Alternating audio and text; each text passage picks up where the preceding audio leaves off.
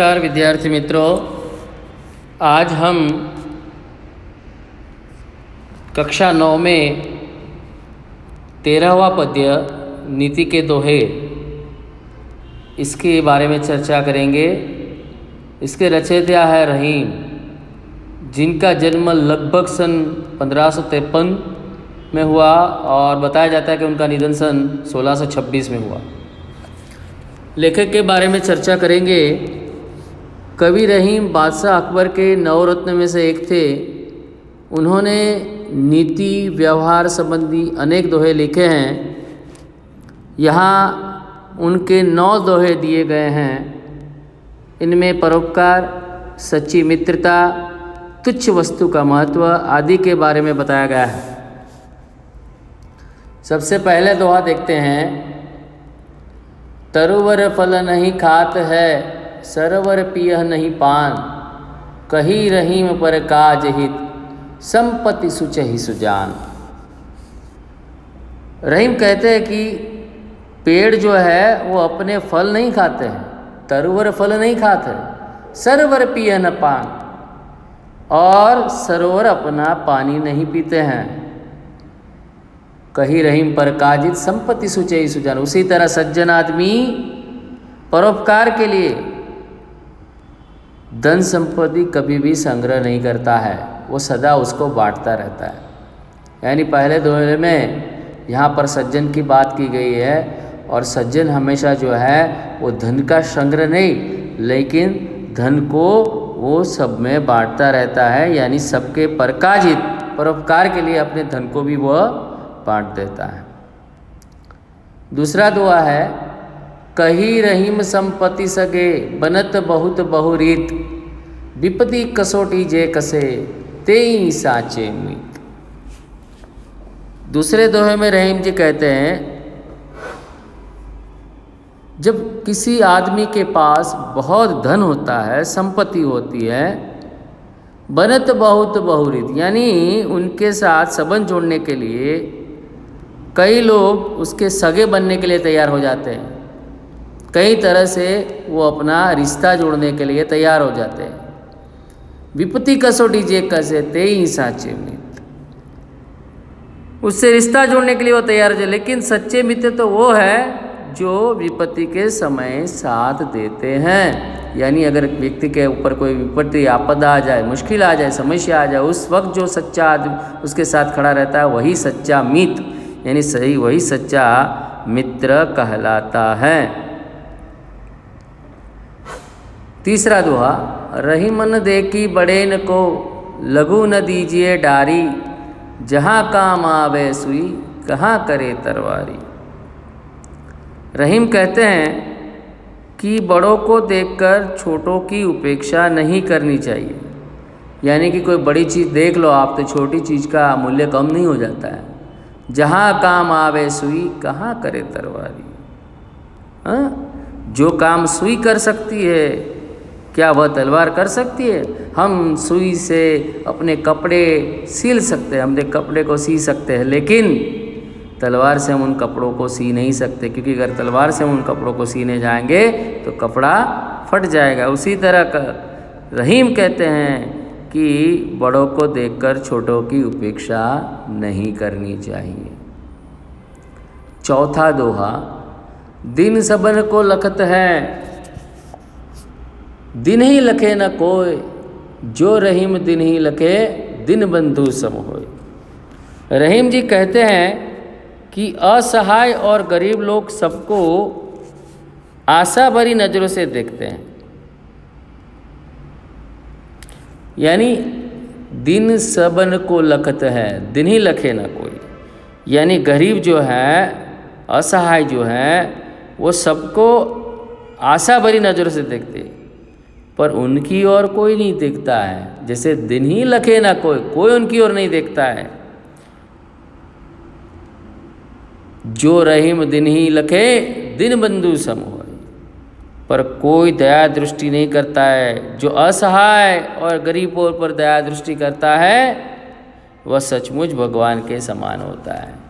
रहीमन दिन ही लखे, यानी जो कोई उस गरीबों पर दया की दृष्टि करता है, वो दिन बंधु सम हो, यानी कि भगवान के समान होता है। 5वां दोहा, खीरा को मुँह काटी के मलियत नोन लगाए, रही मन करुए मुखन की चाहिए यही सजाए। रहीम कहते हैं कि खीरा यानी ककड़ी को खाने से पहले उसका सिर यानी ऊपरी भाग काट कर अलग कर देना चाहिए। खीरा को मुंह काट के यानी ककड़ी के अगले मुंह को काट देना चाहिए। मलियत नोन लगाए, फिर उसके कटे भाग पर नमक मलना चाहिए। नमक यानी આપણે ગુજરાતીમાં મીઠું કહીએ છીએ એને। नमक मलियत नोन लगाए। रहीम कहते हैं कि कड़वे मुख वालों की यही सज़ा मिलनी चाहिए। रहीमन करुए मुखन की चाहिए यही सजाए। रहीम कह के जिनका मुंह कड़वा है, जिनकी ज़बान कड़वी है, जिनके मुंह से हमेशा कड़वे शब्द निकलते रहते हैं, बुरे शब्द निकलते रहते हैं, उनके लिए यही सजा है, यही अपराध, यही दंड है। 6वां दोहा, जो रहीम उत्तम प्रकृति का करी सकत कुसंग, चंदन विष व्यापत नहीं लपटे रहत भुजंग। रहीम जी कहते हैं कि उत्तम स्वभाव वाले लोग बुरी संगति में रहकर भी उन पर उनका कोई प्रभाव नहीं पड़ता है। जो सज्जन है, जिनका स्वभाव बड़ा उत्तम है, वो अगर किसी बुरे आदमी के साथ रहे तो भी उस बुरी संगत का असर उस सज्जन पर कभी भी नहीं पड़ता है। उस सज्जन का स्वभाव कभी नहीं बदलता है। अगर कोयले की खान में हम हीरा डाल दे तो हीरा हीरा ही रहता है, वो काला नहीं हो जाता है। उसी तरह रहीम कहते हैं कि चंदन विष व्यापत नहीं लपटे रहत भुजंग। भुजंग यानी साफ। ठीक उसी प्रकार जैसे भयंकर विष वाले सांप चंदन के पेट से लिपटे रहते हैं, परंतु चंदन में उनका विष फैलता नहीं है। चंदन के पेड़ के आजू बाजू बहुत विषैले सांप लिपटे रहने के बावजूद भी वो चंदन का पेड़ विषैला नहीं हो जाता है, वो हमेशा खुशबू ही छोड़ता रहता है। 7वां, बिगड़ी बात बने नहीं लाग करो किन कोय, रही मन बीगर दूध को मथे न माखन हो। कवि रहीम कहते हैं कि बिगड़ी बात लाख प्रयत्न करने पर भी सुधर नहीं पाती है। अगर एक बार कोई बात बिगड़ जाती है तो कभी सुधर नहीं। जैसे कोई धागा एक बार टूट जाता है, अगर उसमें गांठ लगा दे तो वो गांठ दिखती है, उसी तरह कोई बात अगर बिगड़ जाती है, कितना भी सुधार लो वो ठीक नहीं होती। रहीम मन बीगर दूध को मथे न माखन। उसी तरह रहीम कहते हैं अगर दूध एक बार फट जाता है, बिगड़ जाता है, हाँ, कितना भी उससे मथ जाओ, उसमें कितना भी मथो, उनमें से मक्खन नहीं निकलता है। जैसे कि फटे दूध में जमाए गए दही को कितना भी उसको मथ ले हम, उसमें से मक्खन नहीं निकल सकता। यानी अगर संबंध एक बार टूट जाता है, फिर दोबारा जुड़ने पर भी वो स्वाद, वो मिठास उस संबंध में नहीं रहती है। 8वां, रही मन विपदा हूँ भली जो थोड़े दिन होय, हित अनहित या जगत में जानी परत सब कोय। रहीम जी कहते हैं कि यदि आपत्ति थोड़े समय के लिए है तो अच्छी है। जीवन में अगर कोई विपदा, मुश्किली, कोई समस्या थोड़े दिन के लिए तो अच्छी है।